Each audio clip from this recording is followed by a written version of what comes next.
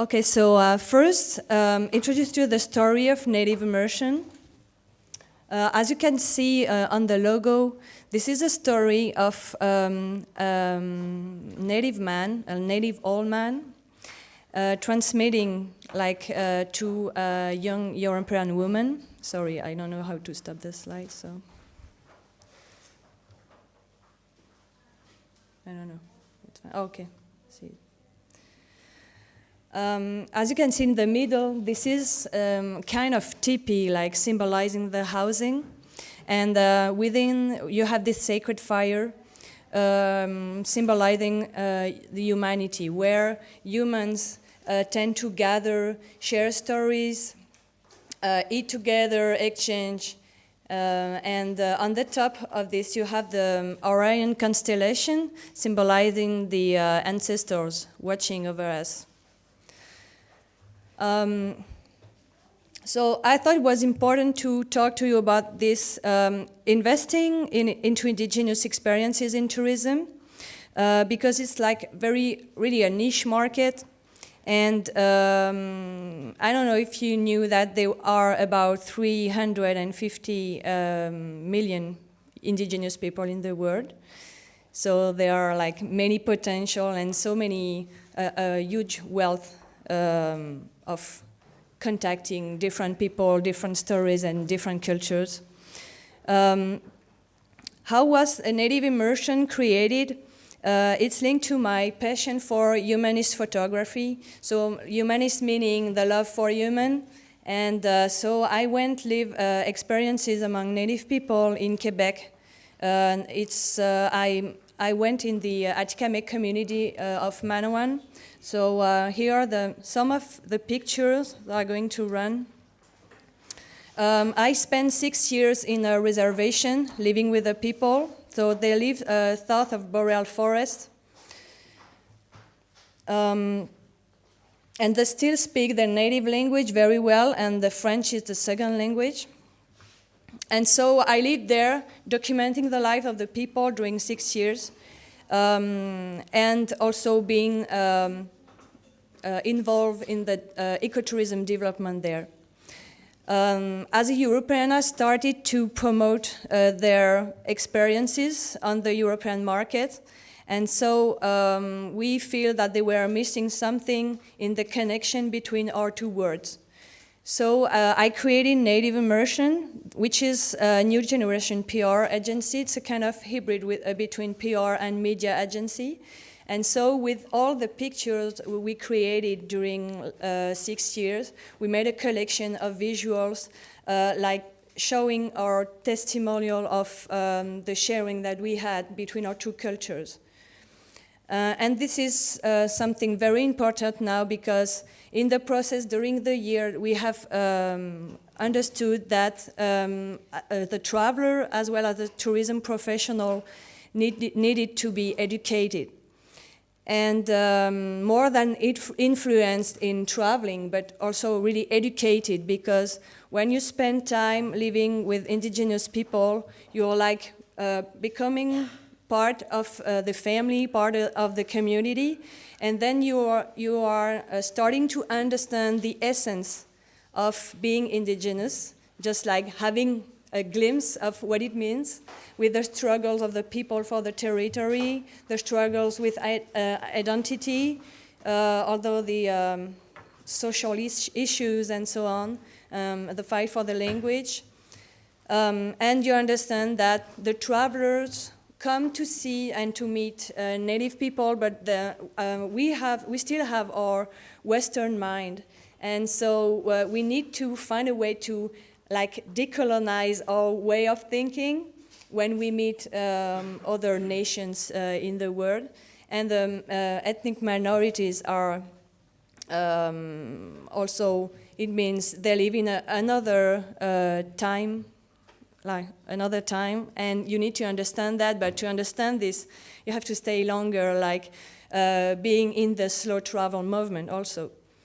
And so we are here actually to make this connection and help very deeply the professionals and also solo travelers to understand this notion. And as well, indigenous tourism is going to be, like in the future, it is more and more popular. But it hasn't to be a trend, meaning that we also can damage a lot into native nations, and we have to be very careful about the values and really listen to the people and listen to what they need.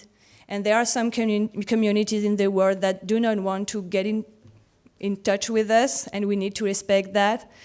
So we are also here to give an orientation to travelers who come to us and who wants to live indigenous experiences. So we bring them to market-ready experiences, so that not to disturb like other communities that aren't ready to receive people. So about my education, I would say I was like, I lived an immersive experience with medicine people during 7 years. So they were like soul teachers to me, like educating me, and I had to work a lot on myself. Like it was a big inside work, and you have to suffer also, but meaning that it brings you to more humanity. And this is, I think, the most important word for the future. The human on the earth have to, they need to understand that there is no competition at all linked to all of our difference. We need now to be in a co-working process, and this is also important for indigenous people, because they are developing different kind of offers. They also have this problem that every community on the earth experiment, they also compete with each other. And so we are also here like helping them understand that gathering for their promotion is also a good way for them to strengthen and to be more visible on the markets. So we define ourselves as cultural interpreters. Some of native representatives, like they created some association and so on, have problems to understand why they need us on the European market to help them get some contracts and so on. And this is the same, I would compare this to the colonization, but it's like mostly a joke. But when we, for example, when Canada was colonized, the explorers needed interpreters with them to understand the cultures on site and to guide them to get to new places and so on. And so for indigenous people now, we are also the guides on the European markets, and I would say cultural interpreters, so that we help them connect and understand our essence as European. We all have different, because of our origins, we all have different cultural languages, and that's why we really need to build this kind of bridges.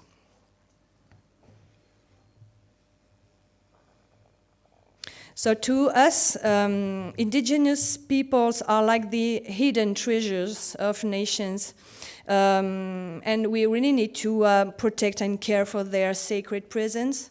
We are all on an equal level as humans, but native people are really now, it's, I would say, their time to go in the front and on the stage now to tell about their stories.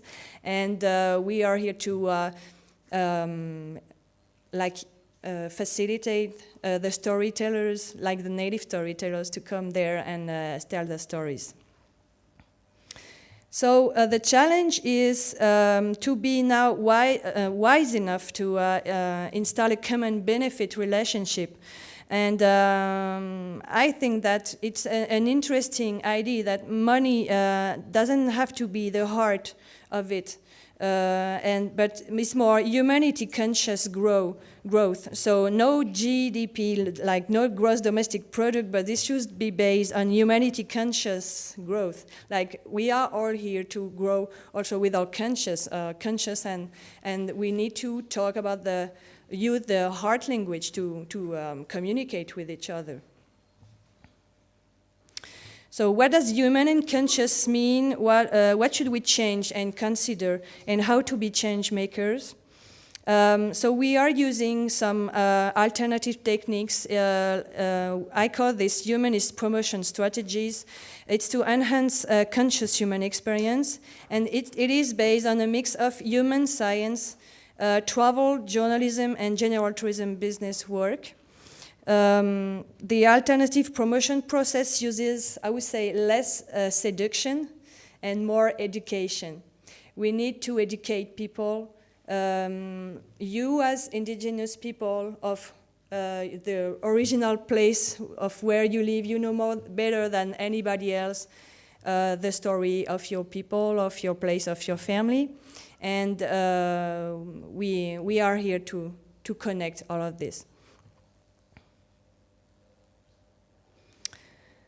So our belief is that the evaluation system has to find a balance between an economical reality and human values and the traveler standard expectation. We need to change as travelers and consumers our perspective, our visions, and wear new eyes. We could, for example, change our evaluating system, like investing in valuable people. For example, instead of having an evaluation of a product based on his rentability, we could be valuing valuable people, meaning that this could be based, for example, on intangible values like kindness, integrity, honesty, caring, sharing, the talent for storytelling. Like, it's an idea, but this can also make you think about new perspective of evaluating products. So we need to reinvent our inter-nation tourism partnership and mutual benefit systems. We could invite actually, and also,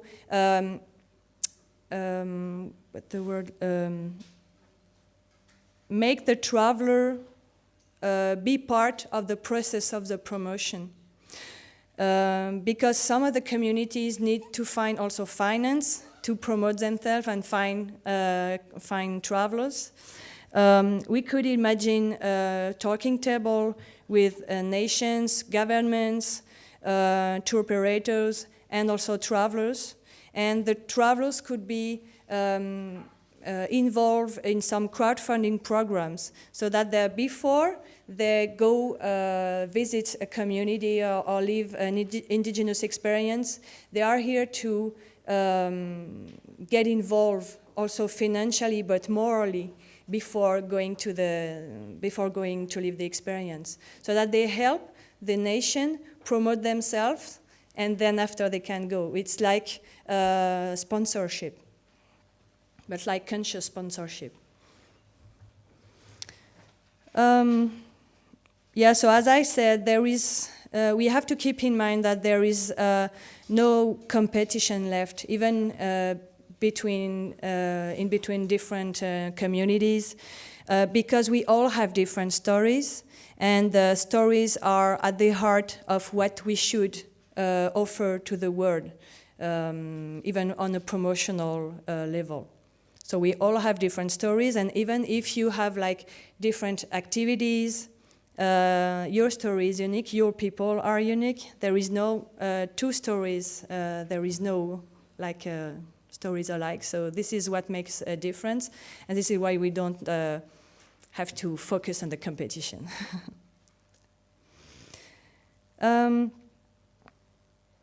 Yeah, so as I said, now We are located in Europe and dealing in 3 languages, like in English and German and French. And now we are in a position that most of tourism operators in Europe are seeing us as specialists of indigenous products and are asking us advice for new indigenous experiences. So we are in a position that we can connect them this way. And for example, we had at the ITB a lot of, I would say, very promising future collaboration, and for example with Bolivia. But the idea that, there are 36 different indigenous nations just in Bolivia, but they are not all market ready or ready to welcome people. And we all have this responsibility not to develop for, making money. The goal is different. Yes, of course, develop a local economy for the people, but not be here to abuse on the people and make the modern world, what would be the word, damage all of this.